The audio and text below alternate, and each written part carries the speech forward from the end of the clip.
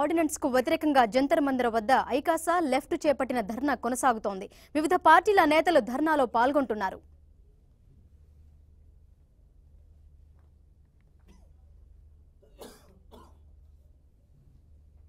దీనికి సంబంధించిన లైవ్ ఇప్పుడు చూద్దాం. वो सारी कंक्रीट स्ट्रक्चर्स है, नदी के बीच में बुनियाद के ऊपर एक कंक्रीट स्ट्रक्चर बनाते हैं, लेकिन पोलावरम डैम कोई कंक्रीट डैम नहीं है, इसको अर्थ फिल डैम बताते हैं. इसकी मतलब इतना तेज बहते हुए नदी के बीच में मिट्टी और पत्थर मिला के डालने वाले हैं, और ये मिट्टी के जरिए इतना सारे पानी को रोकने का एक कोशिश हो रहा है.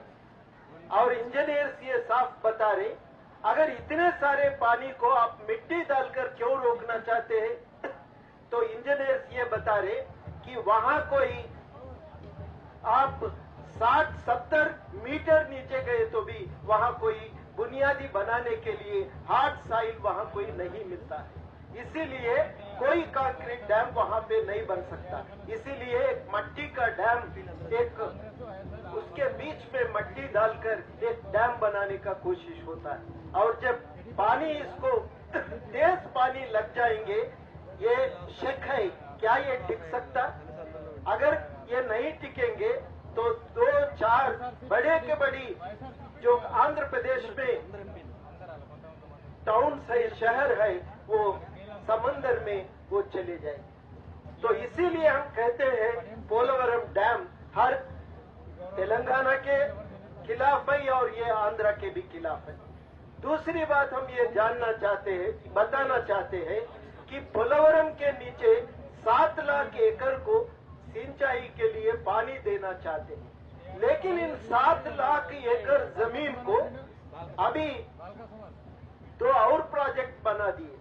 वो प्रोजेक्ट के नीचे इसका पूरा सिंचाई हो जाएंगे.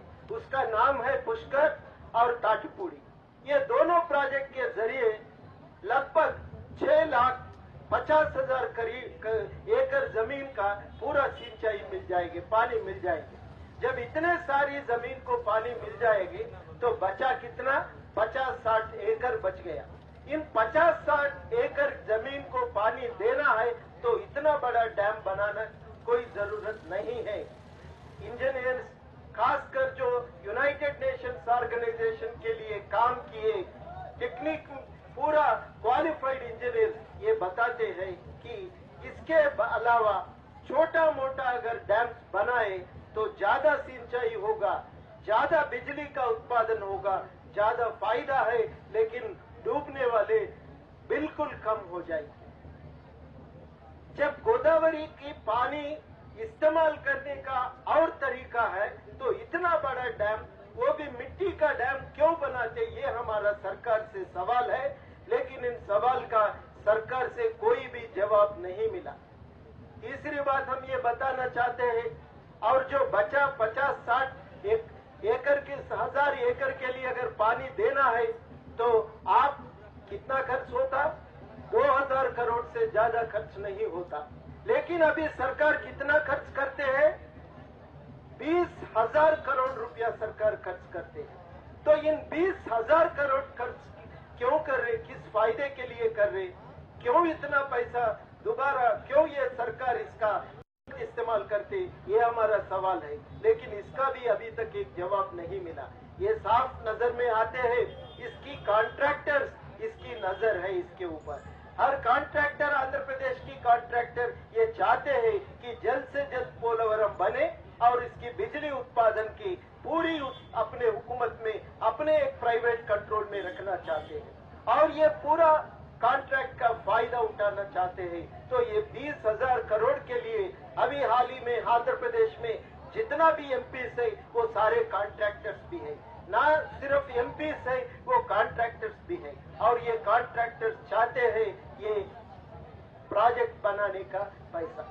और चौथा बात हम ये बताना चाहते हैं, तो डूबते हैं वो पूरी इलाके तेलंगाना में, और यहाँ लगभग 205 गांव तेलंगाना में डूबता है. और ये डूबने वाले गांव में आबाद 3 लाख है. 3 लाख में 50% से ज्यादा ट्राइबल पॉपुलेशन है. और ये ट्राइबल पॉपुलेशन पूरा ये इलाका जितने भी गांव डूब जा रहे हैं वो पूरी की पूरी गांव आदिवासी गांव है और 5th शेड्यूल के जरिए उसको शेड्यूल्ड एरिया बनाए और ये शेड्यूल्ड एरिया को डुबाने जा रहे सरकार। जब शेड्यूल्ड एरिया इसमें दो सरकार की रूल्स हम बताना चाहते हैं। आज की जो अमल में है वो रिहैबिलिटेशन पॉलिसी के मुताबिक जहां पे भी आदिवासी डूबता है तो वो आदिवासी गांव का पूरी गांव सभा होना चाहिए, गांव सभा का परमिशन भी लेना चाहिए। लेकिन एक भी गांव सभा का मीटिंग नहीं हुआ, एक गांव सभा का भी वहां परमिशन नहीं ली है।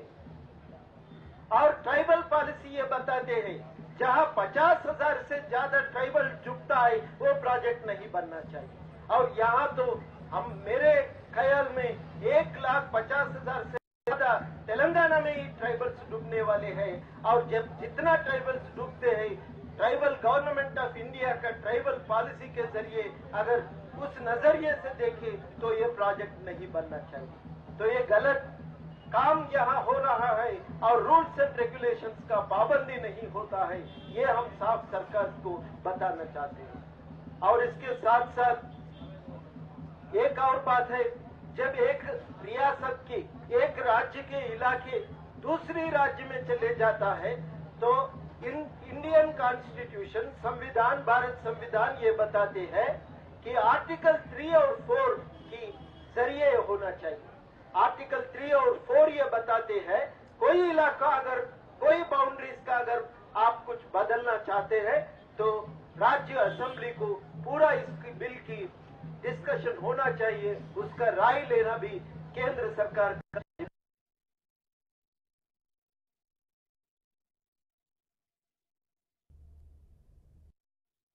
प्रेसिडेंट 2 दिन में आंध्र प्रदेश कायम भी होने वाला है जब ये सरकार ने ऑर्डिनेंस लाया। ये हमारा ख्याल में संविधान के खिलाफ है, ये नहीं होना चाहिए। अगर डूबने वाले इलाका जिस रियासत इससे फायदा उठाना चाहते हैं, उड़ीसा का भी बहुत सारे गांव अब आंध्र प्रदेश को देना पड़ता है, छत्तीसगढ़ का बहुत सारे गांव भी आंध्र प्रदेश को देना पड़ता है, क्योंकि गोदावरी में जो नदी मिलता है उस नदी के आसपास भी गांव डूबने वाले हैं। उस नदी के आसपास ओडिशा की गांव है, उस नदी के आसपास छत्तीसगढ़ की गांव है, जैसा शबरी है, जैसा उसके साथ साथ सीलेरू है। इन सारी नदियों में जो डूबने वाले इलाका है वो पूरा छत्तीसगढ़ और ओडिशा में है। क्या इसकी मतलब रिहैबिलिटेशन मैनेज करने के लिए